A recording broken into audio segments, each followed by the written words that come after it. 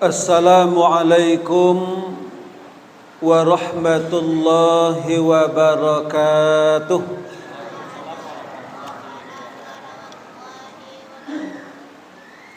Innal hamdalillah nahmaduhu wa nasta'inuhu wa nastaghfiruhu wa na'udzu billahi min syururi anfusina wa min sayyiati a'malina. May yahdillahu fala mudhillalah wa may yudlil fala hadiyalah.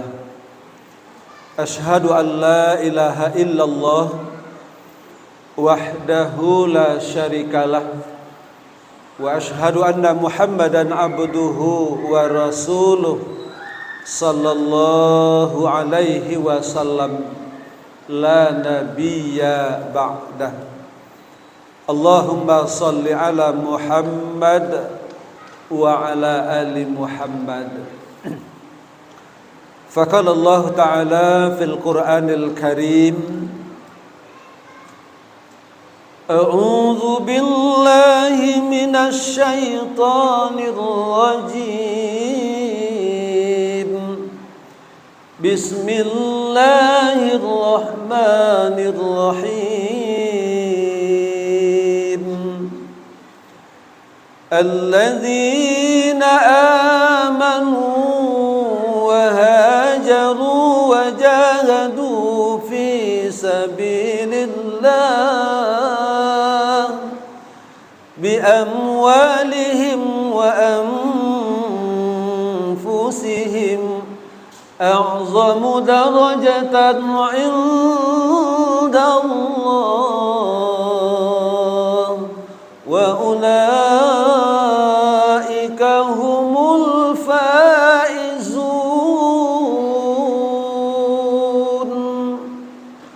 صدق الله العظيم.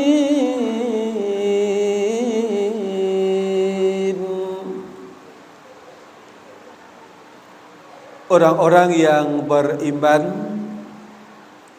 mereka yang berhijrah dan mereka yang berjihad di jalan Allah dengan harta dan diri mereka, mereka berada pada derajat yang lebih tinggi di sisi Allah, dan mereka itu adalah orang-orang yang beruntung. Maha benar Allah dengan segala firman-Nya, Surat At-Taubah ayat yang ke-20. Bapak Ibu pengurus beserta jamaah Masjid Al-Hidayah, tokoh masyarakat, alim ulama Cadiak Pandai, seterusnya para asatidz, para pendidik dan juga generasi muda serta anak-anak kami yang amba hormati, dan insya Allah kita semua dirahmati dan dimuliakan oleh Allah Subhanahu wa Ta'ala. Amin ya rabbal alamin. Kepada Allah kita bersyukur, alhamdulillah pada malam hari ini kita masih bisa hadir di masjid ini dalam rangka qiyamul lail di malam bulan suci Ramadan, yang insya Allah malam ini kita sudah berada di malam yang ke-28. 28. Tentu harapan kita Bapak Ibu, mudah-mudahan ibadah yang sudah kita laksanakan, khusus ibadah puasa selama 27 hari dan malam ini malam yang ke-28, mudah-mudahan seluruh ibadah kita menjadi ibadah yang makbul, yang diterima oleh Allah Subhanahu wa Ta'ala. Terus kita tentu berharap dan berdoa kepada Allah, mudah-mudahan kita diberikan oleh Allah kekuatan dan kesehatan sampai nanti kita menyelesaikan perjalanan ibadah kita di Ramadan dengan sebaik-baiknya. Dan tentu juga harapan kita, mudah-mudahan kita salah satu dari hamba-hamba Allah yang mendapatkan kemenangan dan keberhasilan dan memperoleh derajat yang Allah sebut dengan derajat muttaqin, atau menjadi orang yang bertakwa. Selanjutnya salawat dan salam untuk beliau Nabi kita Nabi Muhammad sallallahu alaihi wasallam. Allahumma salli ala Muhammad wa ala ali Muhammad. Bapak Ibu jamaah serta anak-anak kami yang dirahmati oleh Allah, tentunya siapapun kita Bapak dan Ibu, apapun aktivitas yang kita jalani, terkhusus kita melaksanakan berbagai ibadah di bulan suci Ramadan, tentu semua kita berharap bahwa apa yang kita lakukan itu ya dihargai oleh Allah Subhanahu wa taala. Kalaupun amal soleh, mudah-mudahan amal itu benar-benar diterima oleh Allah dan Allah catat sebagai amal soleh kita yang kelak membantu dan menolong kita. Kalau itu dalam bentuk aktivitas dan perjuangan kita, semua kita berharap bahwa kita termasuk hendaknya orang-orang yang berhasil, orang-orang yang sukses, orang-orang yang memperoleh kemenangan. Ibu bapak jamaah yang dimuliakan oleh Allah, tentu kemenangan dan keberhasilan itu tentu tidak semudah ketika kita hanya mengucapkan, Pak. Dalam teori ya, dalam konsep semuanya sangat gampang dan mudah. Tapi kemenangan yang sesungguhnya Bapak dan Ibu, disitulah perlunya ada ikhtiar. Rencana penting, ikhtiarnya tentu jauh lebih penting. Dengan rencana, ikhtiar kita akan terarah. Tanpa rencana, ikhtiar kita kadang-kadang tidak terarah. Dengan terarahnya ikhtiar dan usaha kita, maka tentu kemenangan yang kita harapkan tentu akan lebih besar peluang kita untuk mendapatkannya. Oleh karena itu Bapak dan Ibu, di dalam ayat yang kita baca di awal tadi, ada beberapa usaha yang harus kita lakukan. Yang pertama kata Allah, kalau kita ingin memperoleh kemenangan yang dijanjikan oleh Allah, yang harus kita lakukan, posisikan diri kita sebagai orang yang beriman. Bukankah itu yang Allah himbau terhadap kita, bagi kita yang melaksanakan ibadah puasa yang janjinya adalah ketakwaan? Ya ayyuhalladzina amanu. Kalau dalam ayat itu apa? Alladzina amanu, orang-orang yang beriman. Itu yang pertama. Kenapa? Karena orang yang beriman itulah yang sadar, yang yakin akan perintah Allah Subhanahu wa taala. Dan dia melakukan perintah Allah itu dengan penuh apa? Penuh keikhlasan. Dalam melakukan itu dia selektif. Tapi kalau orang yang tidak beriman, biasanya kalaupun dia lakukan, biasanya karena terpaksa. Tapi kalau orang yang beriman tidak selektif dan dia sandarkan semuanya kepada Allah. Lalu yang kedua Bapak dan Ibu, wahajaru, mereka yang mau berubah, mereka yang mau memperbaiki diri dan keadaannya, mereka yang mau berusaha untuk bisa lebih baik lagi. Di makna hijrah itu mereka yang berhijrah. Di orang-orang yang namanya berubah, orang-orang yang namanya memperbaiki diri, orang-orang yang namanya mempelok sesuatu yang harus dipelok dari dirinya. Itu orang yang berhijrah. Tapi kalau orang tidak punya keinginan untuk memperbaiki diri, tidak ingin sukses, tidak ingin melakukan sesuatu yang terbaik untuk yang mengangkat dirinya di hadapan Allah, tidak akan bisa.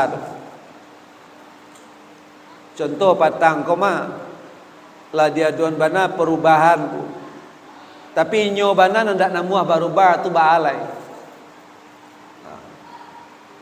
Bapak Ibu jamaah yang dimuliakan oleh Allah. Kemudian yang ketiga Bapak dan Ibu, wajahadu fi sabilillah. Mereka yang berjihad, mereka yang berjuang, mereka yang sungguh-sungguh di jalan Allah Subhanahu wa taala.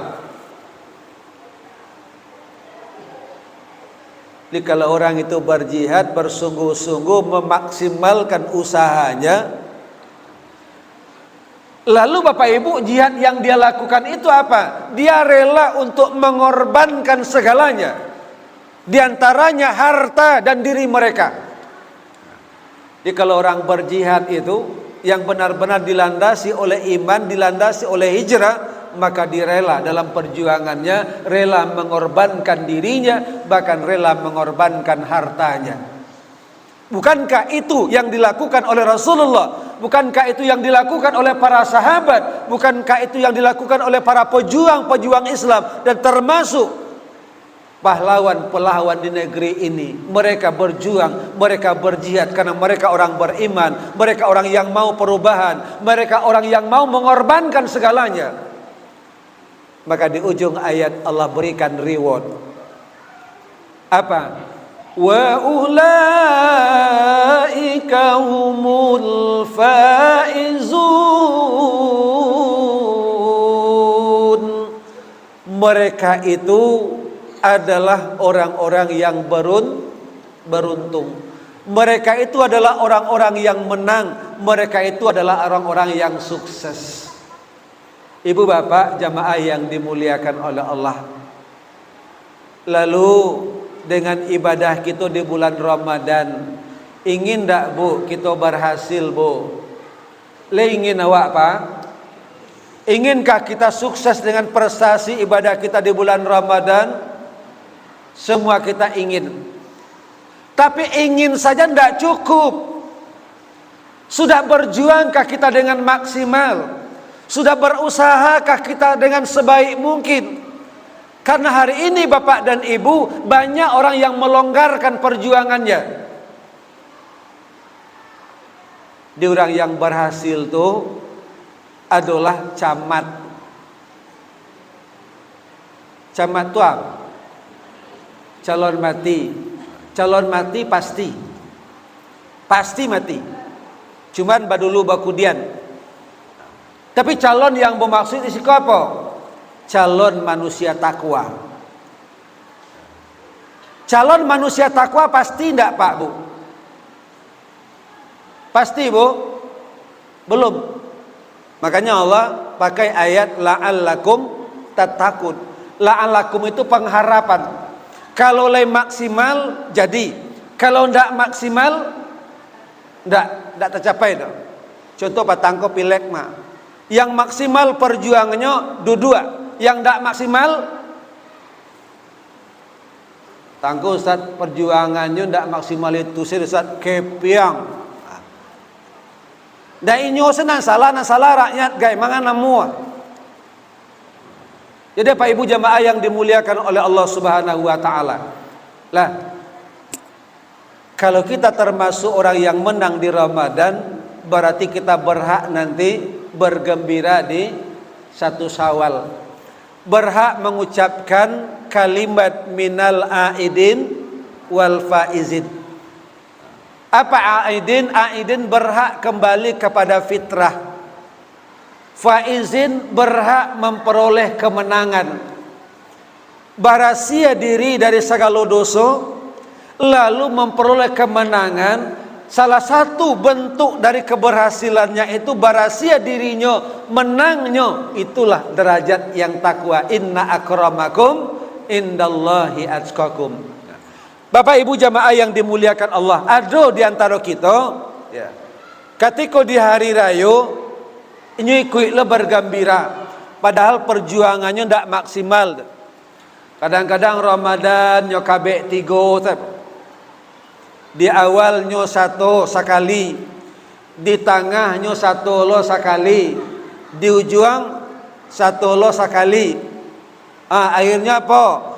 Nyo sabulan puasa, tapi nyo kabeh 3. Kira-kira model itu sukses nanti tidak? Enggak, sedangkan nilai berjuang saja belum tentu. Jadi Bapak Ibu jamaah yang dimuliakan oleh Allah, jadi kemenangan itu nanti di Ramadan ini, maka di hari 1 Syawal di Idul Fitri kita berhak merayakan Idul Fitri. Bisa dengan mengumandangkan kalimat takbir, tahmid, tahlil dan tasbih. Tentu juga di hari raya itu kita melaksanakan sholat Id. Sholat Idul Fitri sebagai bentuk ungkapan kemenangan kita, sebagai upaya terakhir mewujudkan dan membuktikan syukur kita kepada Allah Subhanahu wa taala. Lalu Bapak Ibu jamaah yang dimuliakan oleh Allah, tentang sholat Id. Sebenarnya judulnya itu, Pak. Yang tadi itu pengantar. Judulnya keutamaan sholat Idul Fitri ataupun Idul Adha di lapangan terbuka. Awak tidak akan membahas secara panjang. Jadi Pak Ibu, salah satu bentuk kemenangan nanti kita di hari raya kita sholat. Jadi Pak Ibu, ada di antara pendapat, dan sebenarnya bukan pendapat ulama, sebenarnya itu adalah sunnah Rasul, bahwa sholat Id baik Idul Fitri atau Idul Adha itu lebih utama dilakukan di lapangan terbuka. Cuman kadang-kadang salamualaikum Bapak dan Ibu, mangko enggan kita melakukan itu. Dan pertama mungkin karena sumber informasinya belum jelas. Mau jalan Bapak dan Ibu beberapa hal alasan. Kalau dulu di zaman Rasulullah, ya, di zaman jahiliyah, bahwasanya orang jahiliyah itu punya 2 hari yang dia istimewakan dalam 1 tahun. Di hari itu mereka berpesta pora. Lalu setelah Nabi sampai di Madinah, maka Nabi Muhammad menjelaskan, setelah ada perintah dari Allah, dahulu kalian punya 2 hari dalam 1 tahun di mana kalian berpesta pora ketika itu. Lalu sekarang kata Rasulullah, Allah mengganti hari itu dengan yang lebih baik, yaitu Idul Fitri dan Idul Adha. Di 2 hari orang jahiliyah dulu, maka bagi umat Islam hari itu yang terbaik. 2 hari dalam 1 tahun itu Idul Fitri dan Idul Adha. Kemudian Bapak Ibu, dalam hadis yang berasal dari Ummu Atiyah radhiyallahu anha, riwayat dari Imam Bukhari, ia berkata, kami diperintahkan Rasulullah untuk menghadiri Idul Fitri dan Idul Adha. Termasuk perintah itu kepada wanita remaja. Lalu perintah itu juga, anjuran itu datang kepada wanita yang sedang haid. Lalu wanita yang dewasa. Khusus bagi wanita yang haid, hendaklah mereka menjauh dari tempat sholat. Akan tetapi mereka dianjurkan untuk mendengarkan khutbah. Kira-kira di mana bulia, Bu? Di masjid le bulia. Wanita haid nyo bersama-sama dalam masjid. Nggak, tapi di lapangan boleh karena tidak ada larangan bagi siapapun. Intinya apa? Mereka hadir di lapangan untuk mendengarkan wasiat-wasiat dalam khutbah, tapi dia tidak boleh menghampiri tempat sholat, dekat ke tempat sholat. Dia menjauh. Jadi Pak Ibu jamaah yang dimuliakan oleh Allah, inilah bagi ulama, sehingga menjadi sesuatu yang ditetapkan bahwa salat Id di lapangan lebih baik, ya, daripada salat yang kita lakukan ya di rumah-rumah ibadah. Bapak Ibu jamaah yang dimuliakan Allah. Ini yang kedua. Kemudian yang ketiga, dari Syekh Sulaiman Ahmad Yahya Al-Farfi melalui bukunya ringkasan dari fikih sunnah sabik, di mana kata beliau Idul Fitri dan Idul Adha itu lebih utama di lapangan terbuka selama tidak ada halangan. Contoh halangannya ada hujan. Tapi kalau tidak hujan, lebih utama dilakukan di lapangan. Ibu bapak jamaah yang dimuliakan Allah. Lalu yang jadi persoalan salamualaikum. Mungkin sebagian kita lah tahu dengan dalil, tapi ada yang tidak namuah menanggung resiko. Atau kalau di lapangan beko awak panik memantang lapi. Hujan hari beko susah mengguluang lapi balik. Beko basah lapi awak de hujan. Itu kadang-kadang yang jadi alasan. Tanago kurang. Tidak alasan yang syar'i. Tapi kalau alasan yang syar'i, maka dia akan lebih mengutamakan sholat itu di lapangan. Kecuali ada halangan. Pertama hujan, nan kedua tampe tu banan tidak ada. Makanya kata Imam Syafi'i, sebenarnya utama atau tidak utamanya itu tergantung tampeknya lapang atau enggak. Allah lah di lapangan Pak, tapi lapangan keteknya mudah sabalah, kalau mungkin. Jadi Pak Ibu jamaah yang dimuliakan oleh Allah Subhanahu wa taala, tapi kalau lapangannya lawe, terbuka, aman dari berbagai hal, termasuk kotoran-kotoran di situ lain tidak banyak, tapi lapangannya lawe ciri jauhi nambah serak di situ akan rumit jo jadinya. Jadi Pak Ibu jamaah, tampek itu bisa terjamin tidak? Pertama kebersihannya, dan kedua tampek itu lebih bisa menampung orang jamaah yang banyak. Kalau rasanya tampek itu tidak terjamin kebersihannya, tidak lo bisa menampung orang banyak, tentu tidak ada salahnya dilakukan di rumah ibadah. Jadi Pak Ibu jamaah yang dimuliakan oleh Allah, itu diantara persoalan-persoalan. Lalu ada satu lagi Pak dan Ibu, ada yang mengatakan kalau di musajid kan bisa tahiyatul masjid. Kalau di lapangan boleh tahiyatul lapangan. Ada tahiyatul lapangan bo. Ndak ada tahiyatul lapangan do. Kau beko mantang solat di lapangan, belo solat sunat. Solat ana mau tahiyatul lapangan. Yang ada tahiyatul masjid, menghormati masjid. Ohnya solat alai, solat duha. Boleh saja kalau mungkin solat duha, kalau waktunya lah juga bisa saja. Jadi Pak Ibu jamaah yang dimuliakan oleh Allah, awak ndak lo batanyo donya solat bisa saja mungkin duha, tapi tidak mungkin duha. Tapi yang banyak itu tidak tahu lakukan sholat sunat di lapangan tuh. Bapak Ibu jamaah yang dimuliakan oleh Allah Subhanahu wa taala, itu barangkali sedikit alasan ya, kenapa bahwa sholat Idul Adha, Idul Fitri itu sebaiknya dilakukan ya di lapangan terbuka. Kenapa? Memberikan kesempatan kepada saudara kita yang lain yang tidak boleh dia beribadah di masjid, tapi dia bisa hadir di lapangan untuk mendengarkan wasiat takwa, untuk mendengarkan nasihat-nasihat lewat khutbah yang disampaikan oleh khatib, termasuk juga lewat informasi-informasi yang disampaikan oleh panitia dan pengurus yang lainnya. Jadi Pak Ibu jamaah yang dimuliakan oleh Allah, jadi di siko ndak ada yang salah, ndak ada yang menganggap paling benar. Sabanya di siko mencari di mana yang terbaik. Kalau alasannya ikolah yang terbaik di lapangan. Kalau rasanya di lapangan ndak mungkin, tentu ndak ada salahnya kita lakukan ya di tempat ibadah di masjid dan juga mushola. Tapi kalau enggan karena tidak namuah memantang lapiak, takut lapiak basah, itu alasan bukan syar'i. Bukan syar'i.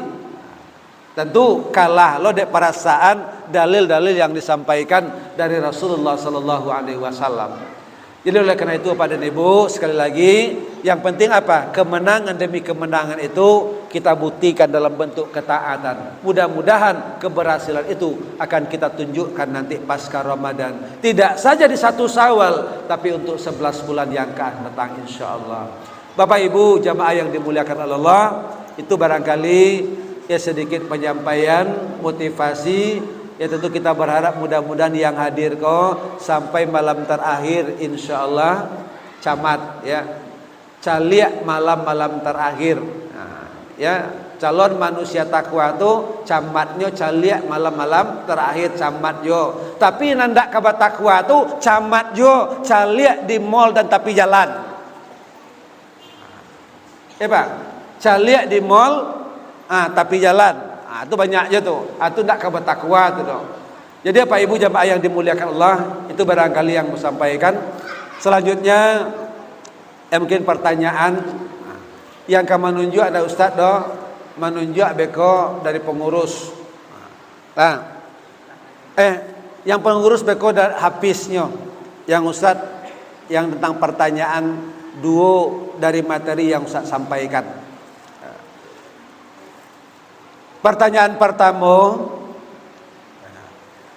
siap-siap.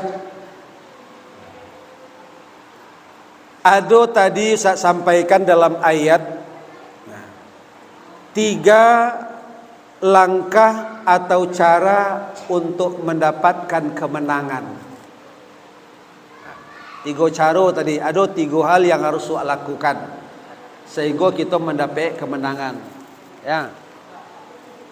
Yang baju biru atau black kok. Don't care. Silakan.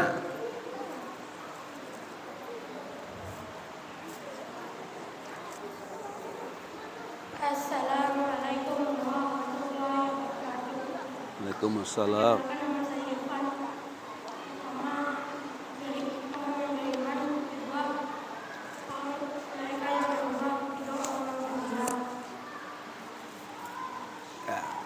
Kira-kira Pak Ibu?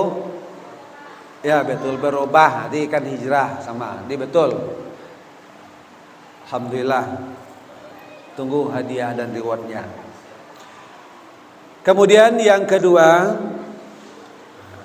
ya, untuk perempuan. Ya, pertanyaan yang kedua, di dalam surat apa tadi, ayat berapa? Saya sampaikan dalil yang disampaikan oleh anak kita tadi. Kalau bisa, ya kita di pengurus sudah punya trik. Kalau terlalu sering dia mendapat, nanti yang lain walaupun dia sebenarnya yang lain bisa juga tapi dia belum menunjuk, tapi kok ada cemburuan sosial. Silakan.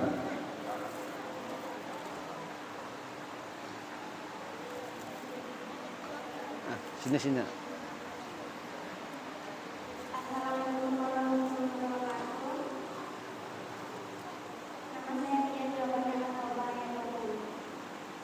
Betul? Iya, betul. Alhamdulillah. Untuk pertanyaan yang 2 kita minta kepada imam kita untuk memberikan soal lagi. Karena beliau yang hafiz. Tolongkan. Baik, soal 2, satu untuk yang laki-laki, satu untuk perempuan. Simak baik, nanti disambung. Kalau aku menyambung boleh ulang apa yang Bapak baca. Kemudian Bapak lanjutkan. Yang laki-laki dulu.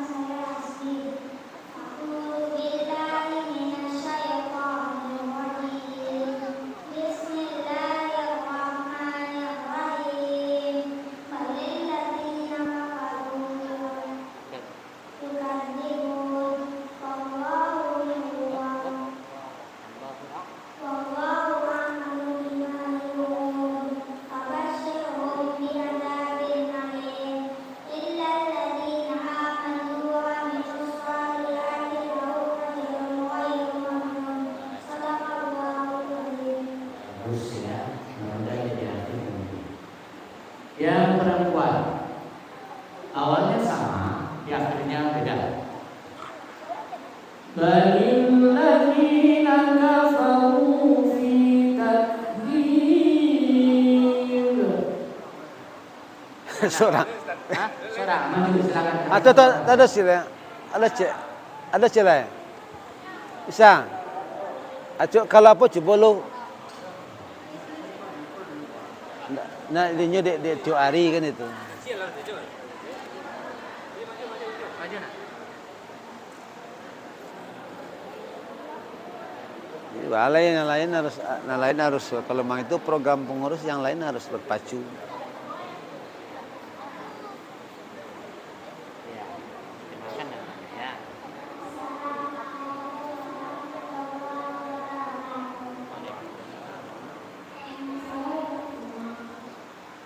Baca ya. Balil ladzina kafaru fi takdzib. Auzubillah dulu, auzubillah.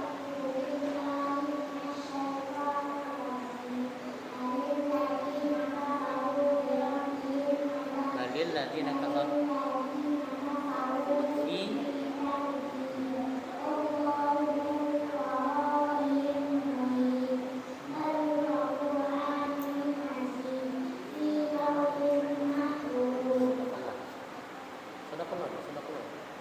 Sedekah. Oh, berarti baik ya. Nah, apa tahu surat apa yang dibaca tadi? Surah Al-Qur'an. Baik, kemudian nanti semuanya bisa jadi hafid dan aku rasanya rajin baca Al-Quran. Mungkin saja Terima kasih, Ustaz.